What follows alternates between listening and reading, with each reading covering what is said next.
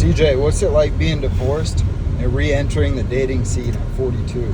Well, we're currently riding around in my mom's Nissan Juke. Okay, we're in a car too small to even fit most of the bitches that would be attracted to me. Outside of that, it's frustrating, but a relief at the same time, because it's like when you single, like I was married for 13 years, so a lot of married people can relate. It's like you dealing with somebody else all the time. You're not really like an individual. You never have no alone time to do what you want to do, and without complaint. You know, if I want to go to Colombia for 3 weeks with the boys, I'm gonna do it, but I gotta hear this bitch about it. You know what I mean? But dating now is like 42 years old. Everybody in my peer group is either has more chins than a Chinese phone book, is shaped like fucking Uncle Buck, or a fucking alcoholic loser, or in between 30 and 40 with 2 babies daddies. Like, I'm sorry. If you have 2 kids by an ex-husband, that's fine. But if you have 2 babies daddies at that age, it's like, just give up, bitch. You know what I mean? Become a liberal. Get some cats. It's a relief that you don't have to, you're just like free. You can do whatever you want. Like, I can bang hot chicks. I can like go out, have fun, do whatever I want. You know what I mean? But then it's also frustrating because you have to kind of like take time. I'm an outgoing person. So if this is frustrating to me, this would drive a normal person nuts. You know what I mean? But you have to take time out of your own, like now you're happy, you're free, you're in your own comfort zone, you're in your own shit. Now you got to take time to go meet other people and invite them back into your shit. It's one thing, like I'm gonna keep a couple of chicks and I'm gonna rail. Like, let's be real. No grown ass man is going without pussy.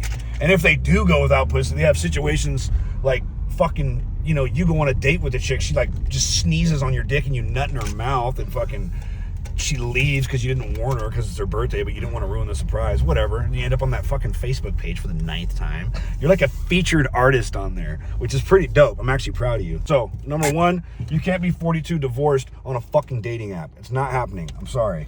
You're not going to find the right chick on an app. You have to introduce yourself to new people. You have to be outgoing. You have to invite them into your own personal little world if you want to hang out with them multiple times. You also have to do all these fake hangouts to vet them in public or meet up with them the first time, see if they just want to fuck, feel that out, and then just fake like you have to go somewhere and never talk to them again. So you get a lot of those, right? But a first date with me would be, and I'm going to keep it all the way real with you. If a bitch want to like go on a date with me, I'm probably going to pick this bitch up in a Honda Odyssey minivan, right? I'm gonna make sure I go to the gym right before I pick, so I'm nice and pumped up, you know what I'm saying? Pull up. I'm probably gonna smoke a blunt whether she smokes or not. We're gonna drive to the next town over. I'm gonna find some low-key ass, cut-ass restaurant that I don't know if the food is good or bad because no one actually goes there. I'm gonna bury you in the back of the corner, give a little 30-minute interview, I guess is what you call it, you know? And then I'm gonna go back in the minivan, smoke another blunt. You're probably going to ride around me a little bit while I drop a couple things off, pull up on a couple people. I might jump out the car at the store and just bullshit with a motherfucker for like 30 minutes and just completely ignore you in the car. Okay? Now, if you can pass that gauntlet of just dog shit, which is me, if I actually like someone and like I like really enjoyed their company, because I'm not going to act like all the people you're going to encounter are bad, right? I've made a great amount recently of just female friends, and I'm like, these chicks are cool as fuck. I don't even want to fuck them because I don't even think of them like that because they so fucking cool. They're like the homies, you know what I'm saying? So you can broaden your network if you do it right. And I tell a bitch in the beginning, and I'm not gonna say I tell a woman or I tell ladies, I tell a bitch. That's just how I talk. I'm sorry, ladies, you know what I'm saying? It is what it is. Fuck off. I love you. I'll tell a bitch like, I'm always gonna be a better friend than I am gonna be a lover, because like when you my friend, we gonna have fun. And like being my lover, there's like ups and downs. I got learning disabilities and shit, you know what I'm saying? So I was gonna be your friend first. That's why if you're gonna be dating bitches, you gotta be cool with them telling you like, yeah, I hooked up with some dude last night. You know what I mean? You kind of have to like take that on the chin. Like, oh, okay, cool. Glad you had fun. You can't be like, you fucking talk to other men, because it's not gonna work in this new day and age. You gotta just not trip on what a bitch does, because at the end of the day, you're gonna be her friend regardless of whether you date her or not. If you keep that mentality, you'll actually use being single to broaden your network and meet really cool people. You know what I'm saying? Like, I took this broad on a date. She was hella cool. I actually like hanging out with her. She actually was pretty brilliant, pretty decent education about her. Very nice person. I ended up hanging out with her like 5-6 times after that. Not on no romantic shit, but introduced me to one of her homeboys. Ended up doing business with him. He's cool as fuck. I fuck with him. He's the homie. So the network has been broadened. But as far as the chicks you want to fuck, you go on a first date, you give them probably the worst of the worst that you got, or you got to go, you don't want to be nervous. So you give them the first date. I'm going to tell you like a day in the life. You're going to hang out with me for a day. We're not really going to go on a date. The first time we might just hang out. That's why I tell fools, man, listen, take a bitch on a walk. It costs nothing.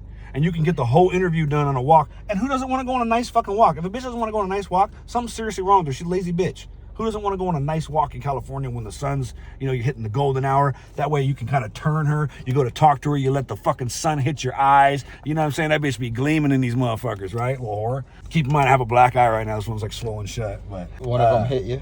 No. I wish. That would have turned me on. I got headbutted. Yeah, I wish a bitch would fucking punch me in the face and spit in my mouth. God, I'd fucking fall in love with her. So you do your initial interview, and then if you do like the company of someone, not like past, okay, some chicks are like, I'm gonna meet you, know you for 15 minutes, and be like, if you're not gonna fuck, I really don't want to talk to you ever again, because this is gonna go nowhere. I'm not feeling there's no energy. Some you meet like, damn, this bitch is really cool, I'm gonna keep her as my dog. And then some chicks you meet like, damn, I kind of do want to hang out with her again. I want to put in maybe a little bit of work to get to know her better and possibly fuck, because at the end of the day, it's about fucking. You know what I mean? Don't let somebody lie to you and tell you it's not. So you might meet a chick that's cool and like actually kind of beautiful and shit. You get that horrible first date out the way with. That second time, I might take a bitch rafting. You know what I'm saying? We might go up 299 real quick, jump out, get on these little rafts and like raft down some shit. Or I might take a bitch to do some shit she never did before. You know what I'm saying? That's actually hella cool. And like fake, like, not be romantic, but just, I guess, it's fun to go do new shit. It's okay to do that shit with a bitch. A fool shouldn't be embarrassed about taking a woman to go do something fun. So I might take a bitch rafting or something. You know what I mean? Might pay my boy to take us like a mile out, do some fishing off the fishing boat, have her shit all hooked up, so all she got to do is reel it in, take a picture with her, you know what I'm saying? But I'll tell the bitch, don't try to blame these coastal winds if it's your pussy that's stinking.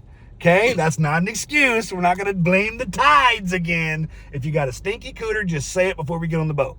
You know what I mean? Little horse. But yeah, dating is crazy. Typical for a date would probably just be riding around, smoke some blunts, watch me drop some shit off. We might stop by the trap real quick.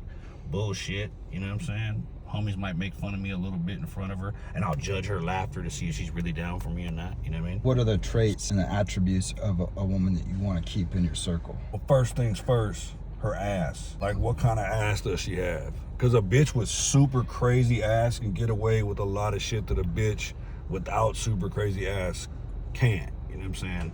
So number one, she gotta have ass. If you're gonna be floating around doing all type of rafting trips and like cool shit, walks on the boardwalk type shit with a bitch, she has to have some ass, bro. Like, so that's step one, ass. Now, step two, I kind of got to go off like her history profile. Like, what kind of origin story is she giving me? Like, do she have an ex-husband or a baby daddy? Is this man a successful individual or is a fucking loser? You know what I'm saying? I'm not even thinking about meeting a bitch's kids. I just want to know what kind of choices you made so I can kind of value your value. You know what I'm saying? I'm not going to take away. Some really good women didn't have babies by losers, and some men didn't have baby mamas who are losers. It happens. And another thing too, so first of all, she got to have ass. Second of all, her origin story got to be like enough to where I'm like, okay, this is a cool person. You know what I mean?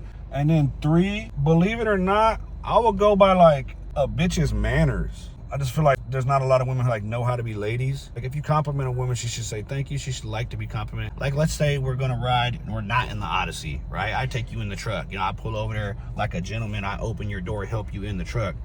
You don't have to like comment about that. You can just let it happen and let it happen organic. It has to be pointed out and shit. Or like, if I'm riding around with a bitch smoking the initial little blunt, and she says some stupid shit like, hey, pull through this Carl's Jr. real quick, I need to get something. I'm like, oh, Jesus. You know what I mean? Fuck. Or if I'm kicking it with a bitch and she's vaping, like me personally, I'm not trying to take it to the next level. She gapes. Listen, she needs to do less nagging and more gagging. Yeah, if a bitch vapes, that's not gonna go to the next level. But I look for traits like a little bit of manners, not necessarily class, because you can't really tell if someone has class till you really see their real true. Sometimes you don't really know somebody till you see them mad. And some bitches will go get pissed and they'll throw class right out the window. The same way, not every man's gonna keep it classy when he's mad at a bitch. You feel me? Hello?